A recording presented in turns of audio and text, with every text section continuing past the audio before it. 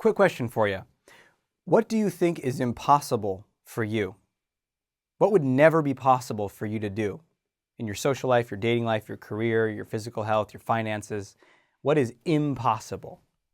And what if you were able to do that and much faster than you think? If you're curious, watch this episode.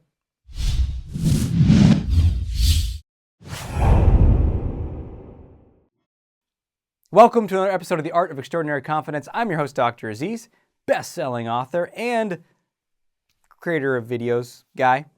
And here I am to talk with you about how to do the impossible in 4 steps. We are on step 3 of those 4. It's getting very exciting. If you haven't watched step 1 and 2, go back and do that because it's builds. It's a series. And I'll be referencing things that you might not understand. So check out steps 1 and 2. They're free. They're on YouTube. Do it. So this is where we really start to put things into practice. In step 1, you started to really question your stories about what's impossible for you.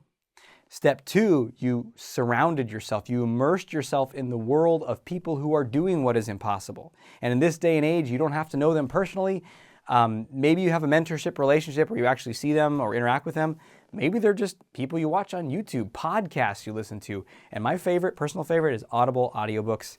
I'm addicted. I love that stuff. It's awesome. So you surround yourself, you immerse yourself in their world. And that's what I started doing. I started listening to these stories. I'm fascinated by running. I want to see how far I can take my body now that I realize that I'm not broken and that I'm healthy and strong. And so I listened to these books, and then all of a sudden one day, everything in my life is already starting to shift. Like instead of driving to the gym in the morning, the gym is about 5 miles from my house, I start walking to the gym every morning. And then occasionally I start running to the gym in the morning. It's like, why not? Right? And, I would usually run in the afternoon or something like that. But I was like, I run to the gym in the morning. And then I could run again in the afternoon. What? Even that would not have been something I would have thought of as possible or safe or good if I hadn't been listening to stories and books about these people doing way more than that. And so I'd already thought about and then registered for doing the Portland Marathon, which is 26 miles, 26.2. And that was coming up. And I was doing longer runs and starting more training for that. But then I'm hearing these story after story of all this crazy stuff people are doing. And I'm like, what can I do? And so I'm walking to the gym one morning. It's like 4 in the morning. It's dark outside. It's a long walk. It's about a 90-minute walk to the gym. And I get there or on the walk and I think to myself, I wonder how far I could walk in a day. Like, what if I just walked all day from like 3:30 a.m. to bedtime? I started calculating. I was like, well, I walk about 3.2 miles an hour. Okay, start calculating miles. And then I was like, that sounds fun in some weird, crazy way, right? Like, what can I do? So all of a sudden, this becomes something I want to try out. And that is step 3 of doing the impossible. I call it the dramatic attempt. Step 3 of doing the impossible is the dramatic attempt. You've questioned the stories. You've surrounded yourself with people doing stuff that you would love to be able to do that always seemed impossible. At some point, you got to try something out.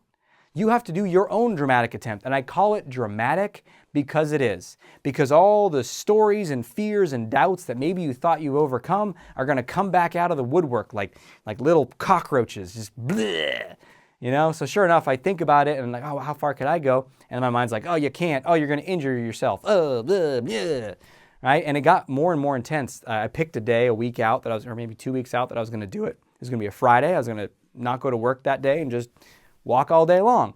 And as it got closer and closer to that day, the stories and the fears and the doubts, like it culminated the night before. I was like, oh, this part of my body hurts. Oh, I'm going to get injured. Oh, I don't have the energy for it. Oh, something bad's going to happen to me. So whatever your thing is, when you get closer to it, it's like one of those exponential curves. The discomfort or fear or doubt might get more and more intense as you get close. And most people will just stop at that point, but you got to pierce through. So the dramatic attempt could be a one-day thing. Like for me, it was like, how far can I walk in a day? But it might be a more drawn, and maybe for you, the dramatic attempt is to go approach that person who you really are attracted to go into that high-powered meeting like a badass.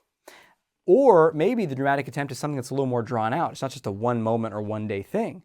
Maybe it is to go start your own business, in which case that's a mini day, mini month affair, right? So the doubts and the fears and stuff, it's more drawn out over a period of time, but it's still a dramatic attempt. And you want it to be dramatic. Sometimes we fight it in life. We're like, no, I just want this to be easy. No, I just want to feel only good and confident. It's like, no, the drama is that's where the meaning and the purpose and the juice comes out. Because you face the fears, you face the demons, and you slay them. You stab them in the heart, and then emerge victorious, covered in gore and victory. And so that's what I wanted to do. So it gets closer, and as I realized a couple days before I'm going to go do this walk all day thing, I'm like, if I ran in the morning and then walked, I could cover a lot more miles. So I started thinking about that. So that's the plan. Turns out that we have an awesome opportunity to get a babysitter for a good chunk of the day, which is somewhat rare these days, but we were able to. And so Candace, my wife, was going to be able to walk with me for a good chunk of the daytime portion of it.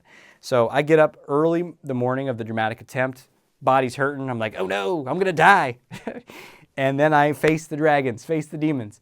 And I go out and I do about a 12.5-mile run. Then I come back, hang out, have a couple hours with my kids, eat some breakfast, play with them for a little bit. And then we get a bunch of stuff ready in our little day packs. And then my wife and I trek out and walk all day from about 9 a.m. till about 5 p.m. And we stop once for lunch at this little hippie vegan place. And it comes to the end of the day, 5 p.m., get back, relieve the babysitter, make the kids dinner, whatever, hang out. I'm feeling fantastic. Broke through all kinds of stuff.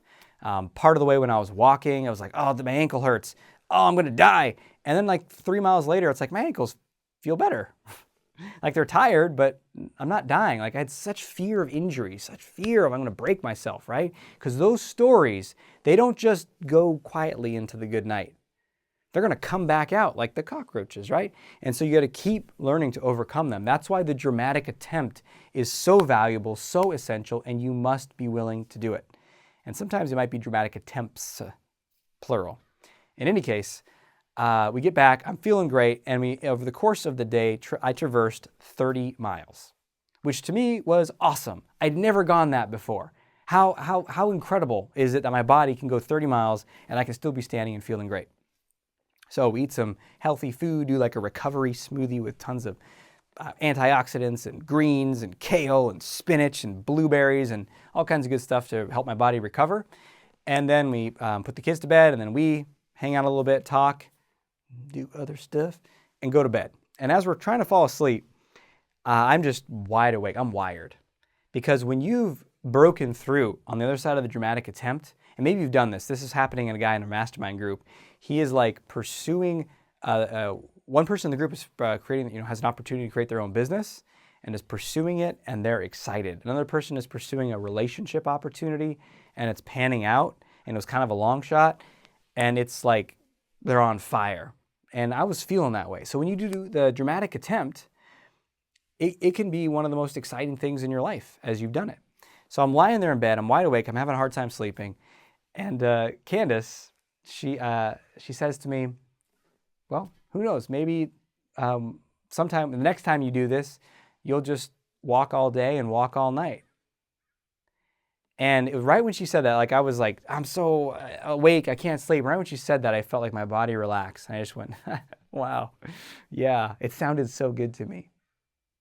And then she said, and who knows, maybe you'll sleep for a few hours and get back up and walk all night. And then I had this big smile on my face, and I just laughed. I said, yeah. And I got tired and I fell asleep. And sure enough, 3 hours later, 11:30 p.m., bing, I wake up. And I'm awake. I wouldn't say I'm like totally refreshed, but I ain't going back to sleep. The energy's there. It's strong. I get up. My body's a little tired, but feels pretty good. I know what we're doing. So I get some food, get a snack, put a backpack on, and I walk all night until the sunrise.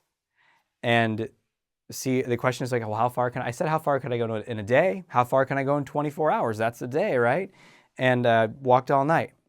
And it just made the dramatic attempt that much more dramatic, I guess. But it was me just following what my heart wanted to do.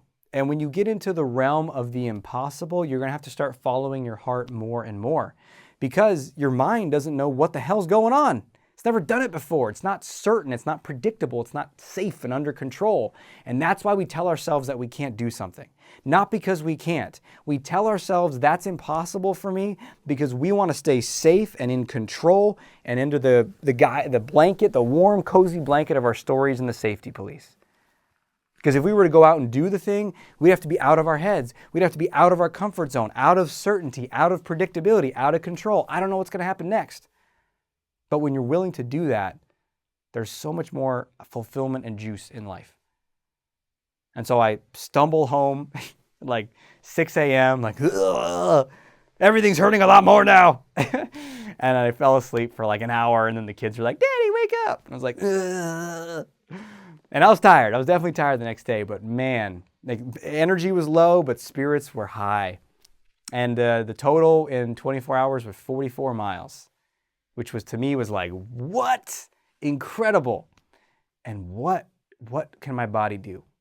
And just a further shattering of, oh, I'm broken.